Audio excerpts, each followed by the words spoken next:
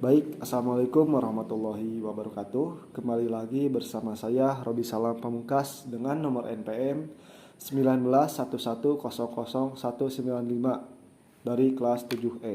Di sini saya akan menerangkan soal-soal tentang teori pengambilan keputusan.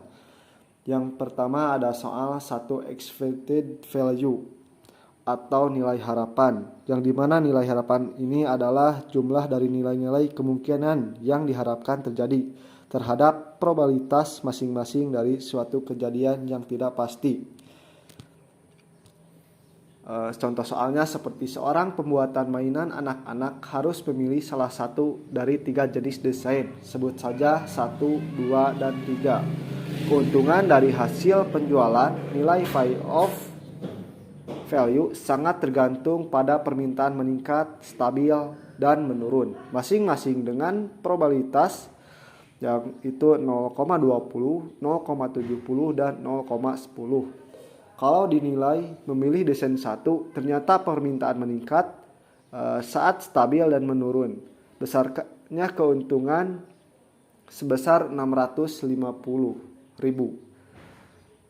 400.000 dan 225.000. Kalau dia memilih desain 2, ternyata permintaan meningkat, stabil menurun, besarnya keuntungan sebesar 740.000, 440.000 dan kerugian 10.000. Kalau dia memilih desain 3, ternyata permintaan meningkat atau stabil dan menurun, besarnya keuntungan sebesar 750.000, negatif 400.000 dan kerugian 125.000 dengan menggunakan kriteria nilai harapan VAIOP terbesar atau maksimum.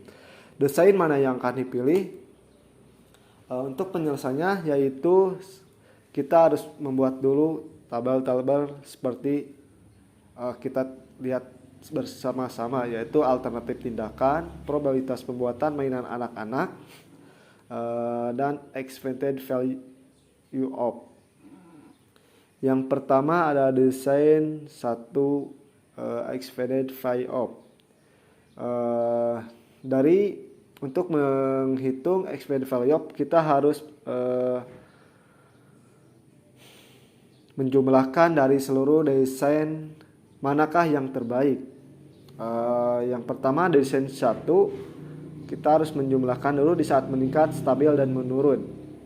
Yang pertama ada 650.000 dikali 0,20 di saat meningkat dan ditambah 400.000 dikali 0,70 di saat stabil ditambah 25.000 dikali 0,10 di saat menurun.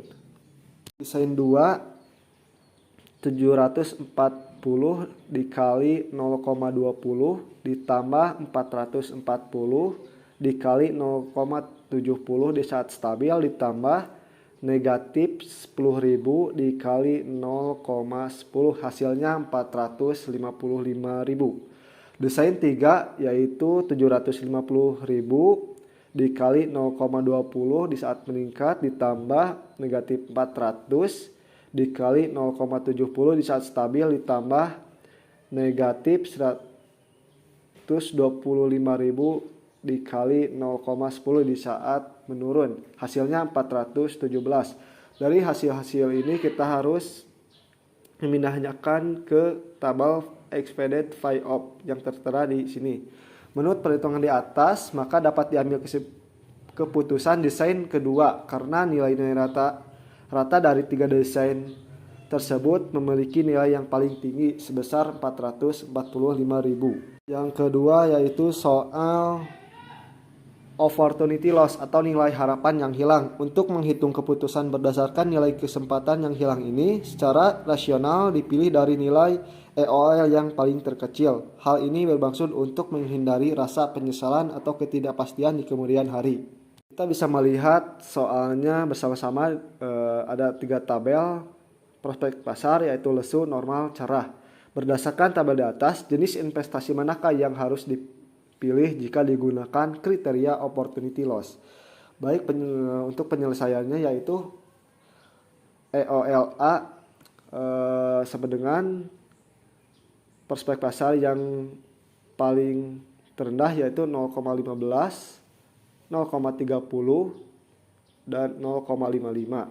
Ketiga, untuk EOLA yaitu 0,15 dikali 45.000 ditambah 0,30 dikali 15 ditambah 0,55 dikalikan 20.000, hasilnya 22.500.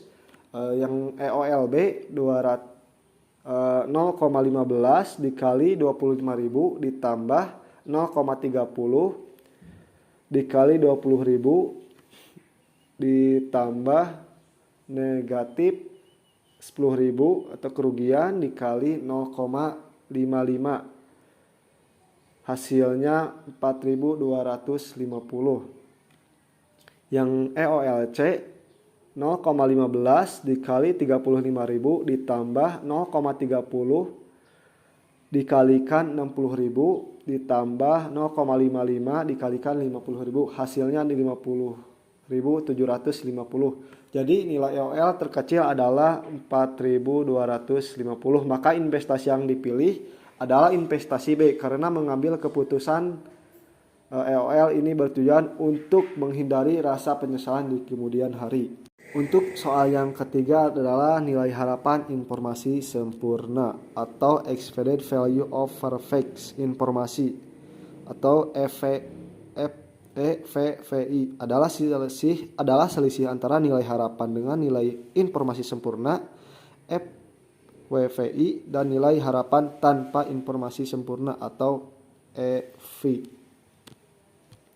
Menurut contoh soalnya, menurut suatu perusahaan kontraktor PT XYZ sedang mempertimbangkan kemungkinan permintaan fasilitas ke depannya.